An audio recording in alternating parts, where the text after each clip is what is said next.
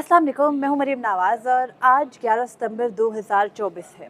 Supreme court of Pakistan के अंदर से तो बहुत खबरें हैं। फॉर्म 47 की गूंज भी आज सुप्रीम कोर्ट में रही और अपने फैसलों पर अमल दरामद ना कराने से मुतालिक भी एक मैसेज सामने आया। लेकिन सबसे अहम चीज़ इस वक्त ये है कि वफाकी हुकूमत ने एक चांस मिस कर दिया। एक सुनहरी मौका था उनके पास कि वो तरमीम कर सकते थे और अभी भी है, चंद दिन बाकी हैं, लेकिन एक खतरे की घंटी उनके लिए बज गई है क्योंकि मुस्तकबिल के चीफ जस्टिस, जिनको चीफ जस्टिस बनने से रोकने के लिए हर हरबा इस्तेमाल किया जा रहा है, वो अब वापस आ रहे हैं और उनकी वापसी के बाद शायद इतना आसान नहीं हो पाएगा वफाकी हुकूमत के लिए वो तमाम तर इस्लाहात करना या वो तमाम तर तरामीम लेकर आना जो स्पेसिफिकली चीफ जस्टिस की मुद्दत मुलाजमत को टच करती हैं। मखसूस नशस्तों का मामला भी है, सुप्रीम कोर्ट के अंदर से आने वाले पैगामात भी हैं, एक्सटेंशन के मुतालबात भी हैं और एक बड़ा जो खतरे का घंटा आप कह सकते हैं वफाकी हुकूमत के सर पे अब बजने जा रहा है वो भी है। इस सब से मुतालिक इस व्लॉग में बात करते हैं। तो 12 जुलाई 2024 से ही ये कहानी शुरू नहीं होती, बल्कि आप कह सकते हैं मई से ये कहानी शुरू होती है जब मखसूस नशस्तों के मामले पर सबसे पहला स्टे आया था। लेकिन उसके बाद हमने देखा कि फुल कोर्ट बना, 12 जुलाई को फैसला आया। अभी तक सुप्रीम कोर्ट ऑफ पाकिस्तान के 8 जजों के फैसले पर अमल दरामद नहीं किया गया। इलेक्शन कमीशन ने 41 मेंबरान की पार्टी वाबस्तगी को ना कबूल किया है, ना ही नोटिफाई किया है, ना ही सुप्रीम कोर्ट में अमल दरामद रिपोर्ट जमा कराई है। और इस तमाम तर सिनेरियो में एक और चीज़ जो बहुत अहमियत की हामिल है वो इन्हीं मखसूस नशस्तों के मामले पर तफसीली वजूहात है जो कि अब से कुछ दिन में हम प्रिडिक्ट कर रहे हैं कि आने वाली हैं, क्योंकि जस्टिस मंसूर अली शाह जो कि सीनियर तरीन जज हैं, उन 8 जजेस की सरबराही कर रहे थे जिन्होंने पाकिस्तान तहरीक इंसाफ को मखसूस नशस्तें दी, वो अब वतन वापस लौट रहे हैं और उनके वतन वापस लौटते ही वफाकी हुकूमत के लिए ख़तरे की एक और घंटी बजना शुरू हो जाएगी। वो किस तरह, ये भी बात करती हूँ। जस्टिस मंसूर अली शाह अपनी जिस यूनिवर्सिटी से उन्होंने पढ़ा यानी हार्वर्ड लॉ से, वहाँ पर और अमेरिका के अंदर उनके कुछ ज़रूरी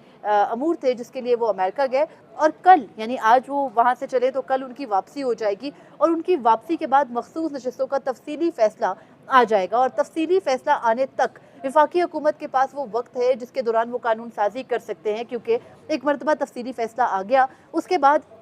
नजर सानी दरख्वास्तें फ़िक्स होंगी और नजर सानी दरख्वास्तें फ़िक्स होकर जो बेंच होगा वो एक और इसमें जो अहमियत का हामिल अमर है वो ये है कि बेंच यही होगा जिसने फ़ैसला दिया, क्योंकि नजर सानी के अंदर आप बेंच तब्दील नहीं कर सकते। ये ऑलरेडी जो हाई कोर्ट है उसके फैसले के ख़िलाफ़ सुप्रीम कोर्ट में मामला आया था, तो जब ऑलरेडी एपलेट जुरिस्डिक्शन के अंदर सुप्रीम कोर्ट एक मरतबा डिसाइड कर चुका और वहाँ पर चीफ जस्टिस काजी फैदी साहब अपनी जो मेजॉरिटी थी वो भी लूज़ कर चुके, तो उसके बाद जो एक अहम तरीन मामला है वो यही है कि जस्टिस मंसूर अली शाह ने वो फैसला तहरीर करना था, उनके साथी जजेस में सर्कुलेट होना था, सर्कुलेशन के बाद फैसले ने फाइनलाइज होना है और जारी हो जाना है। और उस फैसले के अंदर ना सिर्फ ये वजूहात शामिल होंगी कि कैसे पाकिस्तान तहरीक इंसाफ को ये मखसूस नशस्तें दी गई, बल्कि ये भी शामिल होगा कि कैसे इलेक्शन कमीशन ने जो इलेक्शन है वो कराए, क्योंकि समात के दौरान हमने देखा कि इलेक्शंस के ऊपर बहुत से सवालात उठे। आज भी सुप्रीम कोर्ट के अंदर से उन्हीं 8 जजेस में से एक जज ने इलेक्शंस के ऊपर सवाल उठाया, तो चीफ जस्टिस का रिएक्शन देखने के लायक था। आज सुप्रीम कोर्ट में बलूचिस्तान के एक सूबाई हल्का जो कि PB 34 कल्लात का हल्का है, वहाँ के नशस्तों पर वहाँ की एक नशस्त है जिससे कि वज़ीर दाखिला बलूचिस्तान अभी हाल ही में डीसीट हुए हैं और 7 पोलिंग स्टेशन पर दोबारा पोलिंग का हुक्म है। तो उस मामले को अब सुप्रीम कोर्ट में इलेक्शन ट्रिब्यूनल के फैसले के खिलाफ अपील आई, तो सुप्रीम कोर्ट में बाकी तो सारा केस सुकून से चलता रहा, गुजरता रहा। लेकिन जस्टिस इरफान सादत ने सवाल उठा लिया इस बात पर कि कैसे जो बाप पार्टी के उम्मीदवार है ज़िया लांगू जो कि वज़ीर दाखिला बलूचिस्तान है, उनको कैसे जिता दिया गया कि वो हार चुके थे हल्के से JUI के कैंडिडेट से और फिर JUI के कैंडिडेट के वोट कम करके ज़िया लांगू को जिताया गया। अब जहां JUI के कैंडिडेट की बात आए, बात मौलाना की भी आती है। हमने देखा जमीयत उलमा इस्लाम भी इलेक्शंस को पहले कबूल नहीं करी थी, कुछ दिन से इलेक्शंस को तो कबूल करने की उनके बयानात सामने आ रहे हैं। लेकिन एक और जो बहुत अहम मामला है इन्हीं दिनों में सामने आ रहा है वो ये है कि मौलाना हर किस्म की मामलत तो हुकूमत की कर रहे हैं, लेकिन जो आईनी तरमीम है उसके लिए वोट देने को राज़ी नहीं है। मौलाना राज़ी हो भी जाए तो जो पाकिस्तान तहरीक इंसाफ के वो 41 कैंडिडेट्स जिनको इलेक्शन कमीशन ने अभी तक पार्टी वाबस्तगी जाहिर करने के बावजूद नोटिफाई नहीं किया है, उनको इस्तेमाल करके आईनी तरमीम करने की बात भी हो रही है, एमएनएस के टूटने की बात भी हो रही है। लेकिन आर्टिकल 63 ए भी इनफील्ड है, वो उम्मीदवार जो है वो नाअहल हो सकते हैं, लेकिन जाहिर है जब तक उनकी पार्टी वाबस्तगी नोटिफाई नहीं होगी उन पे आर्टिकल 63 ए का इतलाक भी नहीं होगा। लेकिन दूसरी जानिब अगर मखसूस नशस्तों का फैसला आ जाता है, उसकी नजरसानी लग जाती है, नजरसानी के अंदर यही 8 जज ये डिक्लेयर कर दें कि जब तक, या नजरसानी से पहले भी अभी जो तफसीली फैसला आना है उसके अंदर जज अगर ये डिक्लेयर कर दें कि जब तक इन तमाम आज़ाद उम्मीदवारों को उनकी जो मैंडेट के मुताबिक जिस पार्टी को वोट आवाम ने डाला वो पार्टी नहीं उनको मिल जाती, तब तक वो वोट नहीं डाल सकेंगे, तो आईनी तरमीम का रास्ता रुक जाएगा। तो ये वो खतरे की घंटी है जो कि वफाकी हुकूमत के लिए बज रही है और जिसका अंदाज़ा वो कर नहीं रहे हैं। वफाकी हुकूमत के पास बहुत बेहतरीन वक्त था, बहुत ही सुनहरी मौका था कि जस्टिस मंसूर अली शाह की गैर मौजूदगी में वो ये तमाम तर तरामीम कर लेते और फिर जब जस्टिस मंसूर अली शाह वापस आते वो तफसीली फैसला देते और फिर वो अगली गेम का आगाज़ होता। लेकिन अभी सब कुछ पेंडिंग पड़ा है, ना मखसूस नशस्तों से मुतालिक तफसीली फैसला आया है, ना ही उस पर इलेक्शन कमीशन का कोई अमल दरामद सामने आया है। और अगर एक दफ़ा फैसला आ जाएगा उसके बाद उस पर नजरसानी दरख्वास्तों को मुकर्रर करके सुना जाएगा तो फिर एक और किस्म की जो सिनेरियो है वो क्रिएट हो जाएगा। गुज़िश्ता रात सुप्रीम कोर्ट से जारी एलामिये के अंदर भले ये दावत दी गई हो कि भाई मेरे बारे में ये ना सोचने लगा कि मैं एक्सटेंशन नहीं ले रहा, मैं एक्सटेंशन लेने के लिए राज़ी हूँ, मुझे एक्सटेंशन लेने पे कोई एतराज़ नहीं है अगर आप पर्सन स्पेसिफिक ना करें, तोसी ना करें, और ये जो तोसी है ये पार्लियामेंट कर दे क्योंकि पार्लियामेंट तो सुप्रीम है। तो इस तरह के सिनेरियोस में जहाँ पर एक मुकम्मल सीवी पेश की जा रही हो मुल्क के मुनसिफ़े आज़म की जानिब से कि लो मुझे एक्सटेंशन दो, और मेरे अपने साथी जो माजी में मेरे मुकदमात में मेरा साथ देते रहे उनको अभी 3 साल मज़ीद इंतज़ार करवाओ, तो इस सारी सिनेरियो के अंदर हम इस लड़ाई, इस इंटरनल जंग की सूरत हाल को समझ सकते हैं। ये बात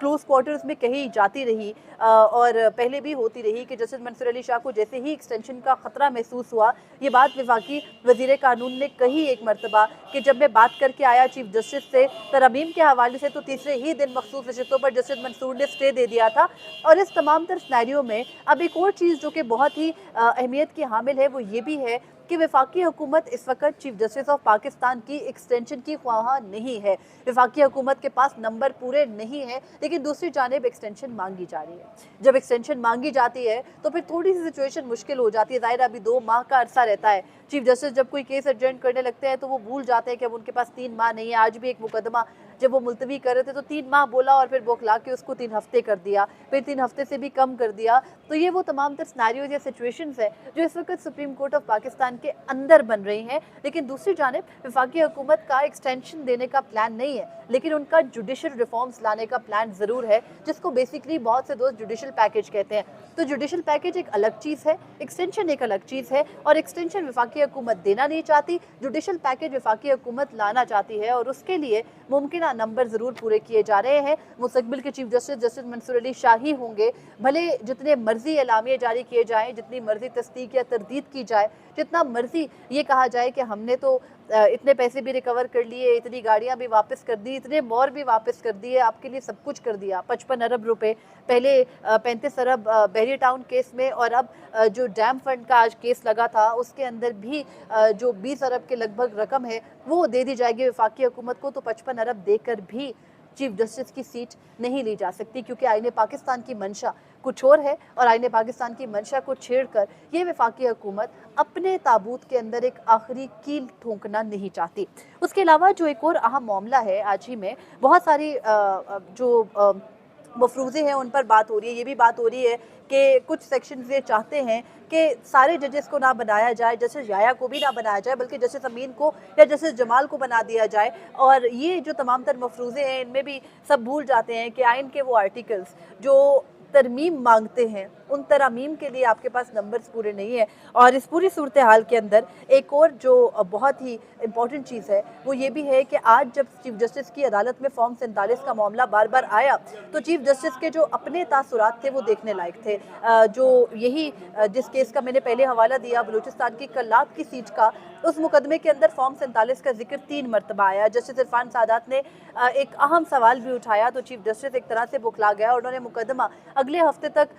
मुलतवी कर दिया और अगले हफ्ते तक जब मुलतवी किया तो ये यकीनी बनाया जाएगा कि जस्टिस इरफान सादत, क्योंकि आज 4 जजेस थे, तो वो अगले हफ्ते इस बेंच का हिस्सा नहीं होंगे। दूसरी जानिब जो डैम फंड का केस था उसमें चीफ जस्टिस ने सिर्फ एक जुमला बहुत अहम कहा, और वो ये कि सुप्रीम कोर्ट का काम नहीं है कि वो अपने फैसलों पर अमल दरामद कराए, बल्कि ये तो एग्जीक्यूटिव का काम है। अब ऐसी सूरत हाल के अंदर जहाँ पर एक तरफ जज यानी जस्टिस मंसूर अली शाह ये वाज़े तौर पर कह चुके हैं कि हम अपने फैसलों पर अमल दरामद करा सकते हैं, चीफ जस्टिस का अपना भी मौक़िफ़ नवंबर तक यही था कि जब हम फैसले देते हैं तो उन पर अमल दरामद कराते हैं, लेकिन आज उनके मौक़िफ़ में तब्दीली भी थी। उन्होंने डैम फंड केस में ये कहा वाज़े तौर पर कि जो जजेस हैं वो फैसला दे देते हैं, उस पर अमल दरामद के लिए नहीं बैठते। ज़ाहिर है वो इम्प्लीमेंटेशन बेंच के हवाले से बात कर रहे थे, लेकिन उस पूरी सूरत हाल के अंदर उनका अपना मौक़िफ़ तब्दील हो गया। यही चीफ जस्टिस पिछले साल कुछ और मौक़िफ़ रखते थे जब वो जस्टिस अतर मिनल्ला के साथ बहरी टाउन केस की समाअत करने बैठे थे, और तब भी अमल दरामद ही बेंच था साकिब निसार दौर का। तो साकिब निसार को फिक्स करते करते अपने ही मौक़िफ़ से फिर जाना भी एक अच्छी चीज़ नहीं है। मगर बहरहाल अब चीफ जस्टिस कादी फरीद ईसा का मुकाबला अपने ही उन दोस्तों से है जिन दोस्तों ने उन्हें माजी में एक मुख्तलिफ भंवर में जो वो फंसे थे उससे बचाया। उस वक़्त हर तरह की कार्ड जो है वो प्ले किए, हर तरह सबको राज़ी किया कि उनके दोस्त चीफ जस्टिस बने, और आज जब उनके अपने ही दोस्तों का वो आईनी हक लेने का वक्त आया, जब उन्होंने चीफ जस्टिस बनना था, तो चीफ जस्टिस वजाहतें दे रहे हैं और ये हुकूमत के सामने अपना मौक़िफ़ रख रहे हैं कि नहीं नहीं नहीं, मैं एक्सटेंशन लेने को राज़ी हूँ, मेरे इनकार से मुतालिक चलने वाली ख़बरें गलत थीं। उनके लिए वो ब्लेसिंग इन डिस्गाइज़ था जो परसों चला, लेकिन उन्होंने उसको बिल्कुल भी अपने लिए ब्लेसिंग के तौर पर नहीं लिया, बल्कि एक ज़हमत के तौर पर लिया और मीडिया को तनकीद का निशाना बनाया। खैर, कल उनके सामने मीडिया से मुतालिक भी एक मुकदमा है। आइंदा आने वाले दिन बहुत अहम तरीन होने वाले हैं। एक तरफ मखसूस नशिस्तों का फैसला आना है, दूसरी तरफ पार्लियामेंट के अंदर अहम कानून साजियाँ होनी है, जिसके लिए काफ़ी दिनों से साजबाज की जा रही है। तो देखना है कि अगले एक हफ्ते के अंदर सूरत हाल कितनी वाज़ेह और कितनी मुख्तलिफ होती है। अब तक के लिए इतना ही था, मुझे इजाज़त दीजिए। अल्लाह हाफ़िज़।